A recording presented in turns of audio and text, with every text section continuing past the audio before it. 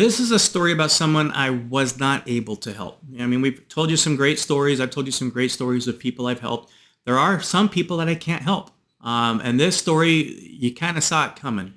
So we had this patient come in, and I know I see a lot of patients that are skeptical. That's okay, but they're still trying, and they still, whether it's their spouse that's making them come in or their parents, but they're still willing to give it a shot.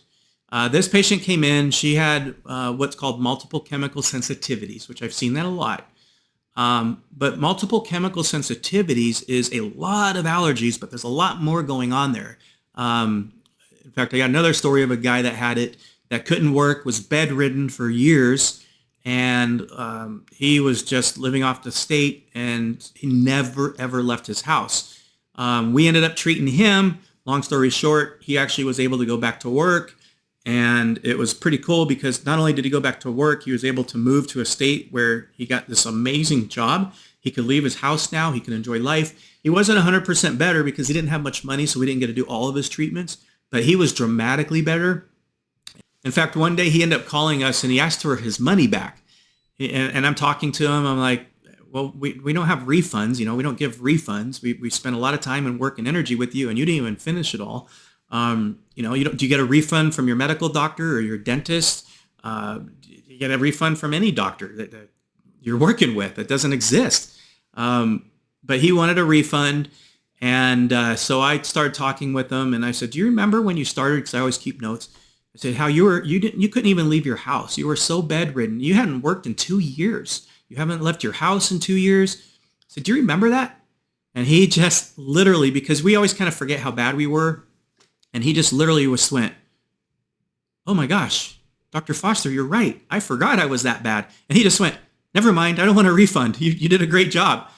Just had to remind him. So that was kind of funny. But anyways, I digress back to the story about what we didn't get results with. So I had this patient that came in, multiple chemical sensitivities. And she was a lady probably in her 50s and didn't look healthy at all, very frail, gangly. And I saw her when she came in, she had hives on her forearms, bad hives. So I'm like, okay, multiple chemicals and a little bit of hives or eczema. I don't know exactly what yet, but we have some skin issues. Well, she comes in my office and we do our initial visit. And the first thing she does is yells at me. And I said, what did I do? What's wrong? She said, you should never be giving your patients plastic clipboards. I said, plastic clipboards? That's what you got to write on the paperwork, right? She goes, well, look at my arms. Look at my arms. I got these hives on my arms because of the clipboard you gave me. And she's just angry. And I, in my heart, I want to help people regardless. And I remember I didn't say anything to her because I saw that before she even sat down with the clipboards. She had that on her arms. And so I didn't say anything. So now I know, okay, remember the 6 steps. Emotion does play a huge role in getting healthy, right? I can't fix the emotional part. I can give you suggestions on what to do, but I'm not going to do it. And I'm not going to be your counselor. That's enough therapy I do with my patients. So anyways, I still want to help her. She still commits to it. And we get probably halfway through treatment, and she is just angry about everything. Just not nice to be there, mean to the staff, mean to me. And I literally just said, unfortunately, and I don't remember her name, I said, unfortunately, I don't think this is going to work for you. And I don't want to waste any of your money.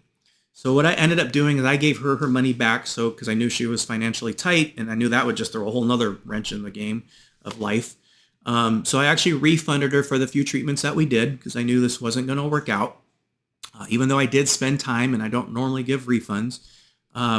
But I didn't want to, this was a very angry lady. I honestly was kind of scared of her for this little tiny frail lady.